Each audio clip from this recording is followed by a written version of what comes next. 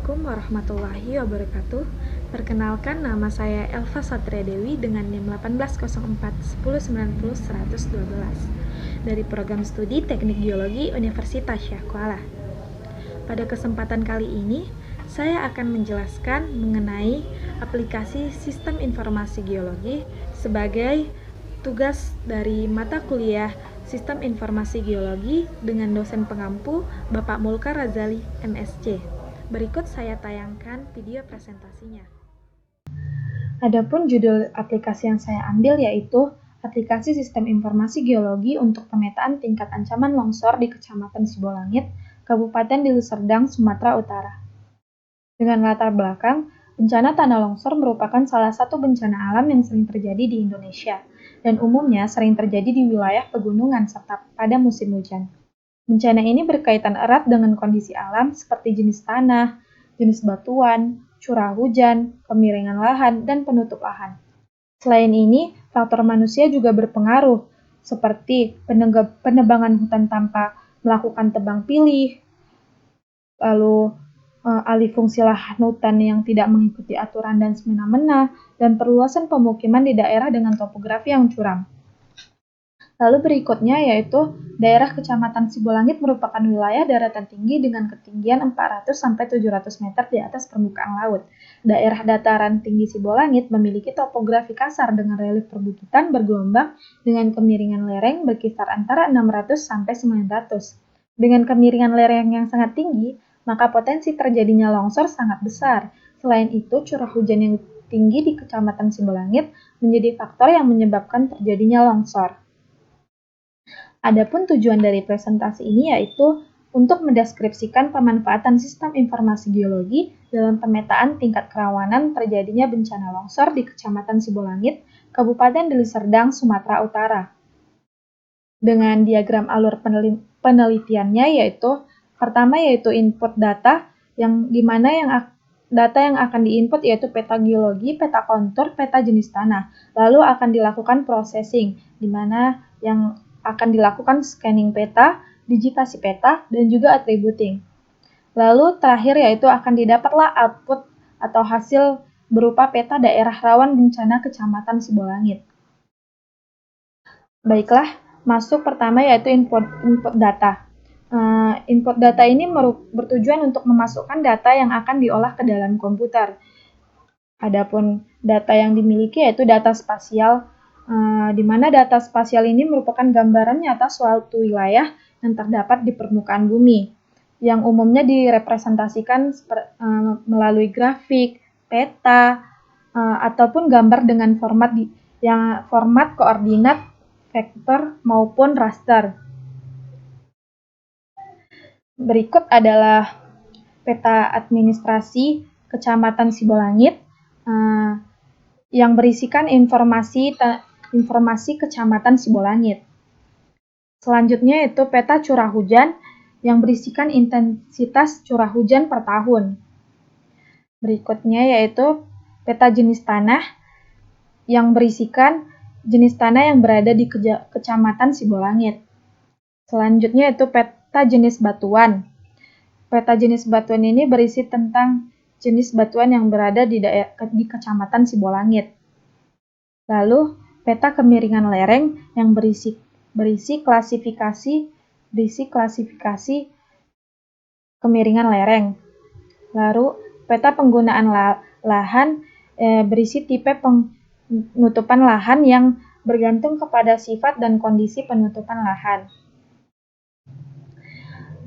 Yang kedua yaitu processing data. Processing data di sini yaitu seperti yang berada pada diagram tadi, ada scanning peta. Scanning peta peta digambarkan ulang dalam bentuk digital menggunakan peralatan media digitasi atau bantuan mouse dan monitor. Lalu yang kedua yaitu digitasi peta. Digitasi peta ini dilakukan proses pemasukan data-data yang dilakukan melalui seperangkat komputer dengan software ArcGIS, di mana ArcGIS yang dipakai yaitu ArcGIS tipe 10.1. Pemanfaatan SIG dalam pemetaan tingkat kerawanan bencana longsor di Kecamatan Sibolangit terkait dalam hal membuat peta dan mengolah data ruangan meliputi data curah hujan, jenis batuan, jenis tanah, kemiringan lereng, dan jenis tutupan lahan. Lalu yang ketiga yaitu attributing. Setiap jenis peta dilakukan klasifikasi berdasarkan skor serta diberi bobot, kemudian skor dikelompokkan dan dianalisis.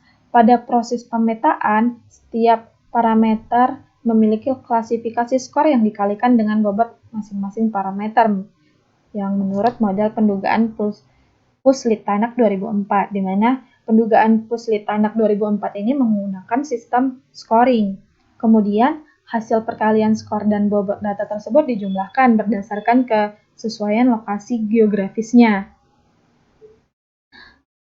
Ini merupakan tabel klasifikasi dari curah hujan yang telah diberikan skor.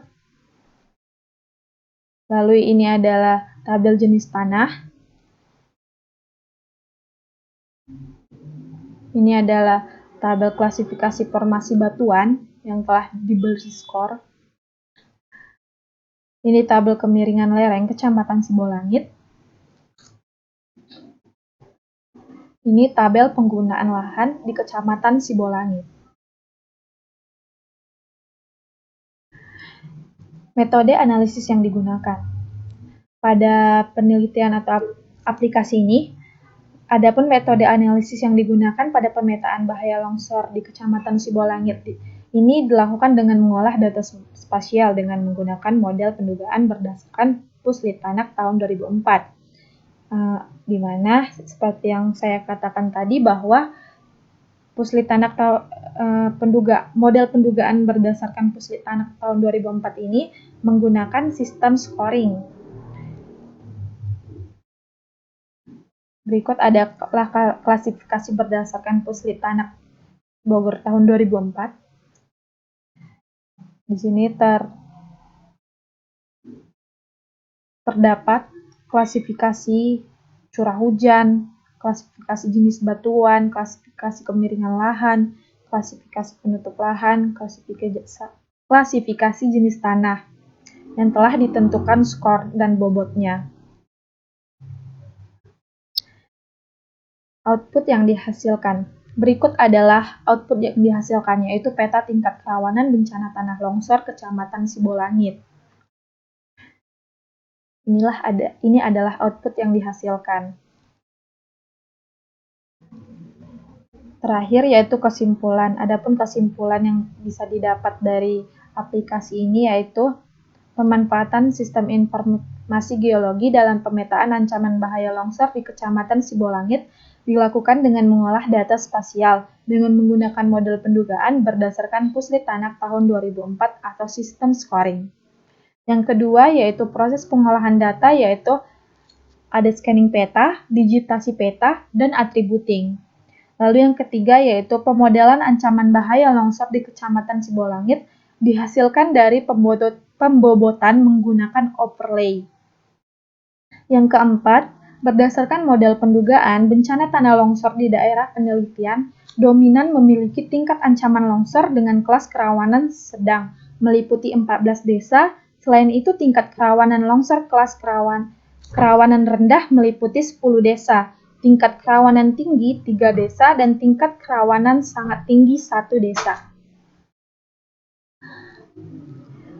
Ini adalah referensi yang saya gunakan dalam penyusunan materi ini atau aplikasi ini, di mana saya mendapatkan dari majalah Geografi Indonesia dan juga jurnal Geoscience dan Remote Sensing.